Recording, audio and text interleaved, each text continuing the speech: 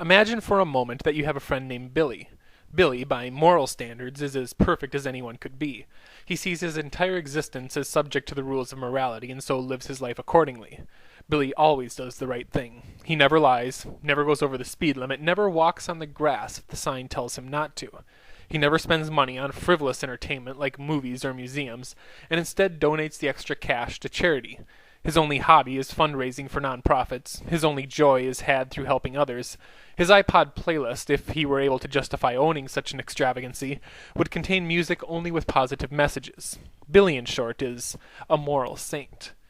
In our reading for today, Susan Wolf asks us to consider whether or not we would want to be like Billy, or, less dramatically, whether we would ask Billy to hang out on a Friday night. Wolf believes, and I think correctly, that most of us would answer no to both of these questions.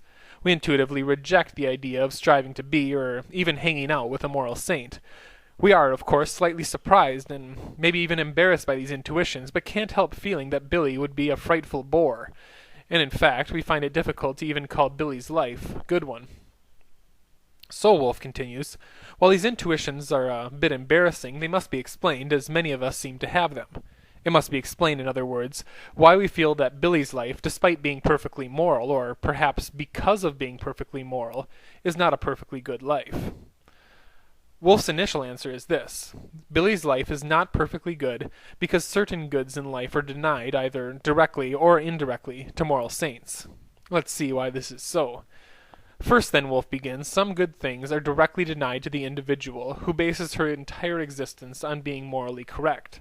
To put it differently, some good things are immoral. Now, Wolf isn't trying to say here that Billy's life is bad because he has to miss out on things like mass murder and counterfeiting and drug running. No, her list of immoral goods is both shorter and subtler than this. For example, Wolf asks us to consider sarcastic humor. In order to enjoy sarcasm of the type presented on Saturday Night Live and Family Guy, we must take a pessimistic view of ourselves, our neighbors, our politicians, and, well, human existence in general. Viewing the world in this way is clearly not morally good, but does seem healthy to do, at least occasionally. This, then, is what Wolf is talking about when she says there are certain immoral goods denied to the moral saint. Billy could never enjoy Family Guy, as one must adopt a pessimistic and technically immoral view of the world in order to do so. Immoral goods such as sarcasm thus noted, Wolf moves on to consider a different class of goods denied to the moral saint. These good things are not directly denied to people like Billy, but rather indirectly denied. They are not immoral goods, but non-moral goods, things that seem good even though they have no moral value. The list of such goods is potentially infinite. For starters, think about the following: fishing, watching sports, reading novels, making art, working on cars, riding motorcycles, woodworking, watching movies, learning to be a gourmet cook. Like I said, the list could go on forever. But no matter how long it gets, Billy will never be able to choose any in which to participate. Why? Well, says Wolf, there are at least two reasons. First, Billy could never justify doing any of these things, as there would always be something morally better to do. If Billy had a free evening, it would be morally better for him to serve soup at a kitchen than learn to cook, morally better for him to donate his money to charity than use it to go to a concert with some friends. But even if Billy could justify doing things like learning to cook or going to concerts, he wouldn't want to. Indeed, for Billy, things have value only insofar as they are morally good. But as going to a concert has little or no moral value, Billy would never have a desire to go to one. Non-moral goods, in other words, are incapable of entering the moral saint's radar of desirable things. So then, Wolf continues, it seems unquestionable that the moral saint is denied, either directly or indirectly, certain things we take to be good. But couldn't it be that moral saints are still living the good life? Couldn't it be, in other words, that part of living the good life involves ignoring immoral and non-moral goods for the sake of morality? Well, sure, says Wolf, something like this could be true. It isn't logically impossible, but it isn't actually the case. All we have to do to see this is make up a list of our role models. A list, in other words, of people we see as living the good life and wish to imitate. Personally, my list would include Roy Jones Jr., Ernest Hemingway, and Albert Schweitzer. Yours, no doubt, would include different figures. Wolf's point is this. When we look at our lists of people we see as living the good life, they are not exclusively comprised of moral saints. Rather, our lists are made up of people who are good in both moral and non-moral ways. Ernest Hemingway was a great writer, Roy Jones Jr. a great boxer. Therefore, concludes Wolff, it seems we think of immoral and non-moral goods as part of the good life.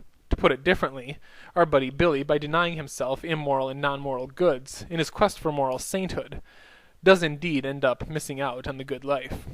What this means, continues Wolff, is that any ethical system that advocates the moral saint as an ideal must be flawed. Indeed, and as ethical systems attempt to capture the good life, the system can't be adequate if it advocates becoming a figure that misses out on the good life. The thing is, continues Wolff, both utilitarianism and Kantianism make this very error. Both set moral sainthood as an ideal. Let's look at these one at a time and see why Wolff thinks this is so. First, utilitarianism. Utilitarianism says that we must always act so as to create the happiest world. Clearly, Wolff points out, the happiest world is not had by reading books or making art or going to school or learning to fix engines. Indeed, the perfect utilitarian should give up these things in order to care for the sick, poor, and homeless.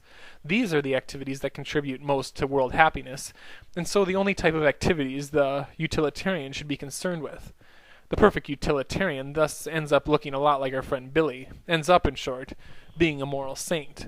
Therefore, utilitarianism is inadequate as an ethical theory, as it tells us to become a type of person who isn't actually living the good life.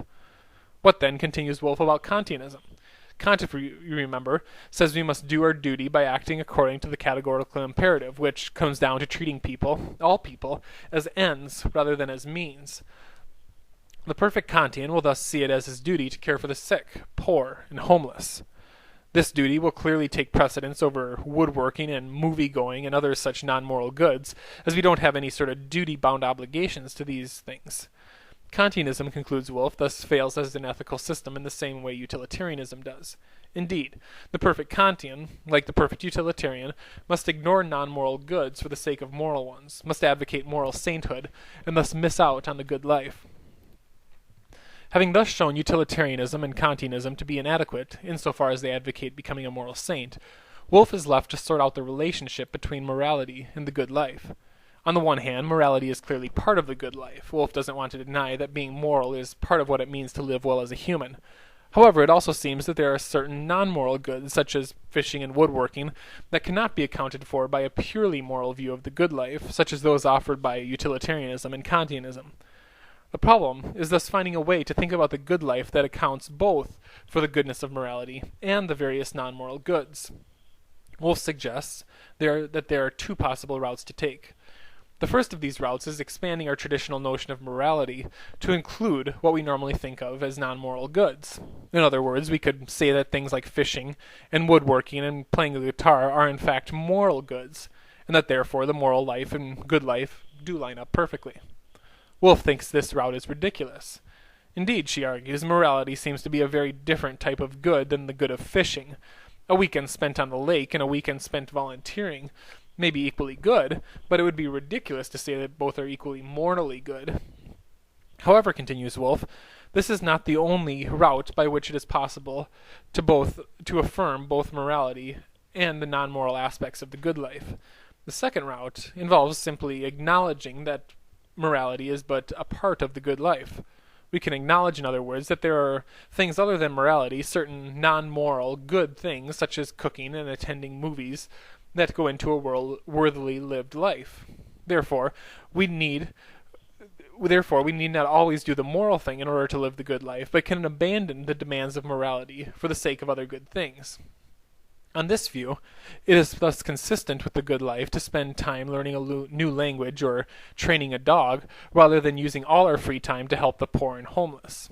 To put it differently, on this view it is possible to live a perfectly good life, without living a perfectly moral one, without being a moral saint like Billy. This second way of affirming the goodness of both morality and non-moral goods is the route Wolff believes best. It is, of course, much the same as the route proposed by Aristotle more than 2,000 years earlier. Remember that for Aristotle it is not our actions that are capable of being good, but rather our characters. Having a good character, of course, involves acting in a moral manner. However, having a good character also involves having a sense of humor, a broad range of interests, and a likable personality. To put it differently, and in Wolff's terms, living the good life may involve moral saintliness, but not only moral saintliness.